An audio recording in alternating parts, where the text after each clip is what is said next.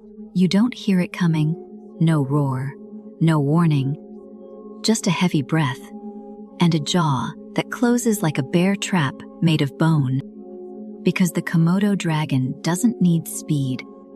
It only needs one bite, and then it lets time do the killing. Picture an island that looks like it was left unfinished by the world. Komodo, Rinca, Flores. Jagged hills burned gold by the sun, dry grass whispering in hot wind, volcanic rock sharp enough to cut skin. The air tastes like salt and dust and heat. Midday light falls hard here. No softness, no mercy. Shadows are black, and everything that moves casts a blade-shaped silhouette on the ground. Somewhere in the tall grass, the land is breathing. A shape lies still so still it looks like driftwood. Thick limbs folded under a body like a tank. Skin the color of old stone, plated in rough scales and scars. A long tail stretched behind like a dragging anchor. And the head is prehistoric, a wedge of muscle and bone. Small eyes that don't look curious, only certain.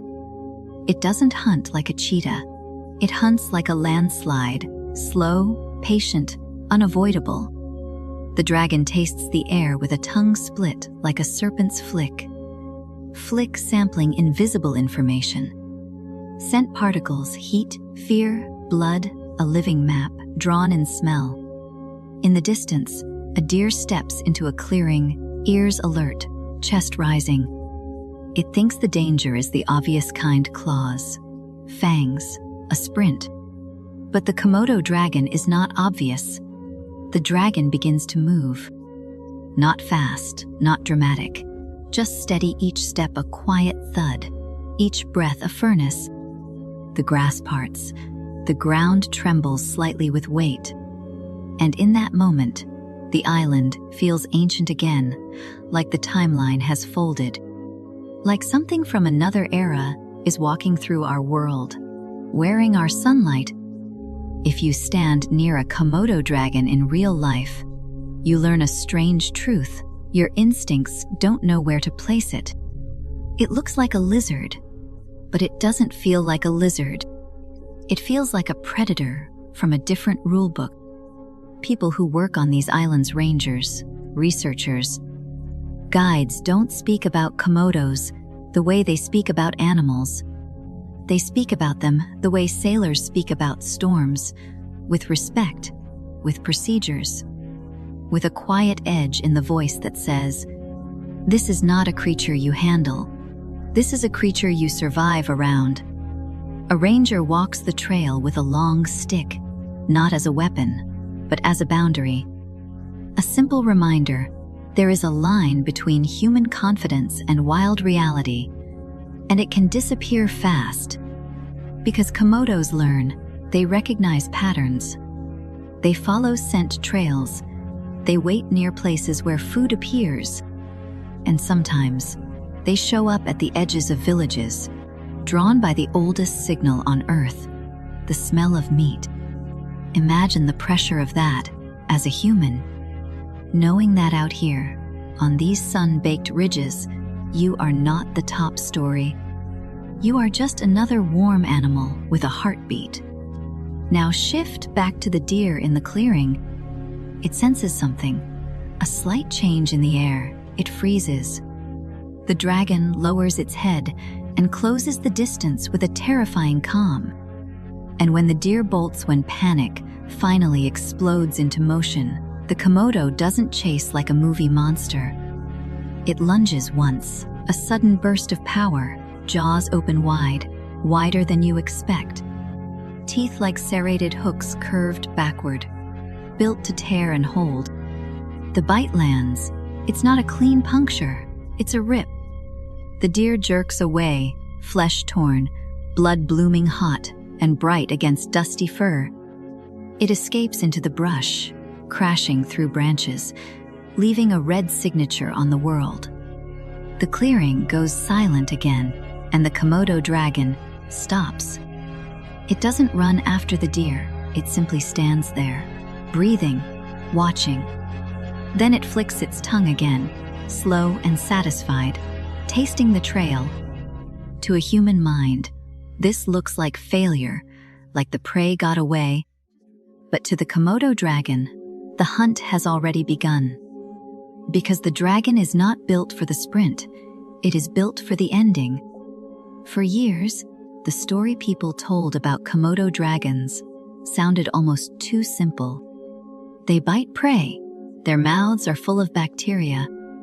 The prey gets infected, it weakens, it dies, a dirty mouth myth. A prehistoric animal winning by being unsanitary. But nature is rarely that lazy.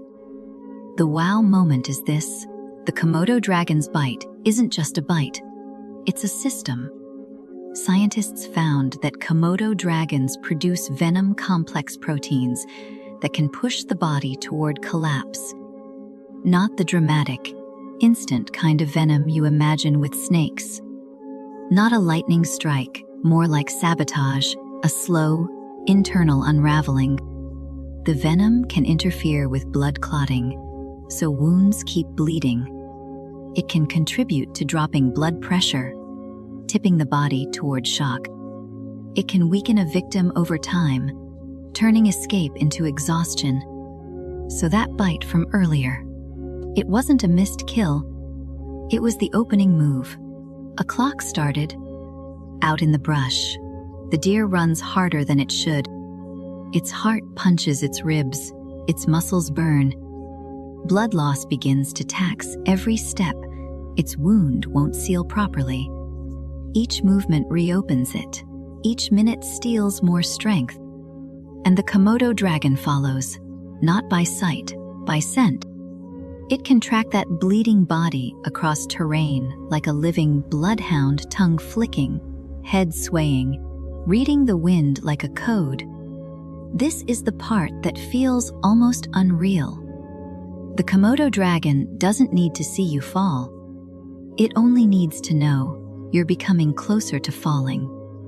And when the prey finally slows, when it staggers, when it lies down, the island's patience pays off. The dragon arrives like an inevitable consequence, not angry, not excited, just ready. But here's the deeper twist, one that changes how you see the dragon entirely. The Komodo isn't just a predator, it's a manager of scarcity. On harsh islands where food can be unpredictable, wasting energy is dangerous. So evolution didn't give it fancy speed or endless stamina. Evolution gave it efficiency, a bite that turns running into bleeding, a venom that turns time into an ally, a body that can wait and endure. It's not brutality for spectacle, it's survival strategy refined over millions of years. And then there's another layer, an eerie one. Komodo dragons are also opportunists. If another dragon arrives first, the original hunter might not get the final meal. So the ecosystem becomes a tense, silent marketplace of scent and timing, where multiple dragons converge on the same weakening prey. Even their world is not safe. Even victory can be stolen. And that makes the Komodo dragon feel less like a monster and more like a mirror. Because the dragon doesn't kill with rage, it kills with design. It kills the way nature kills most often, by making survival just a little harder than the body can afford. So when you think of the Komodo dragon, don't picture a creature that wins by strength alone. Picture an ancient predator that turns one bite into a countdown. Not fast, not loud, not dramatic, just inevitable. On these volcanic islands, the sun doesn't only dry the grass, it dries out mistakes. And the Komodo dragon is what happens when evolution decides that time itself can be a weapon. Because the most terrifying predator isn't the one that chases you. It's the one that can simply wait and still be sure you won't get far. If you want more cinematic animal stories like this, where nature feels bigger than us, drop a comment with the next creature you want. And follow for the next episode.